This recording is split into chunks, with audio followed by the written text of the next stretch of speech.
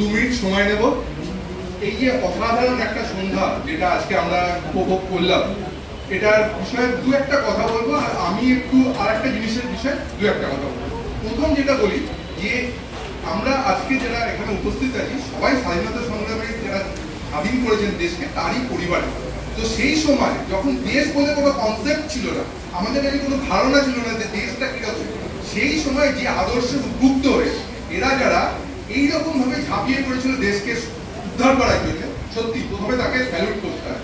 এই বিষয়টা কিন্তু সত্যিকারে আমাদের সত্যিকারে ভাবায় যে তখন কোনো কনসেপ্ট ছিল না আমাদের দেশ কিরকম, আমাদের ভাষা কিরকম, কিন্তু আমরা সবাই মিলে ঝাঁপিয়ে পড়ে আজকে আমরা যে জায়গায় দাঁড়িয়ে আছি সেই কনসেপ্টটাকে কিন্তু আমাদের কাছে রয়েছে। মেক ইন্ডিয়া রয়েছে, অনেক কনসেপ্ট রয়েছে, কিন্তু তখন কিন্তু কিছুই ছিল না।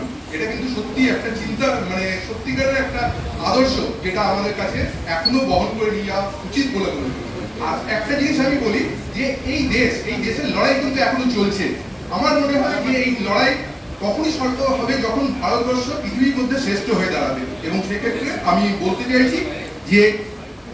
চাইছি যে আমাদের যে গ্রাম রয়েছে, গ্রামের যে সমস্ত মহিলা আছে, সেই মহিলাদের যদি আমরা কোনো রকম ভাবে আরো আমরা সঠিক পথে নিয়ে যাই তাহলে আর মনে হয় ভালো হবে। তো সেই রকম হিসাবে আমরাও একটা চেষ্টা করেছি যে গ্রামের মহিলাদের যাতে আমরা তাদের সাথ দিতে পারি। সেই বিষয়ে বলছি যে লর্ড কৃষ্ণ ঘি বলে একটি ঘি রয়েছে, সেটাই আমরা রয়েছে, এবং সেই বিষয় নিয়ে আপনারা যদি অনুগ্রহ থাকে আপনার সঙ্গে। নমস্কার, ধন্যবাদ।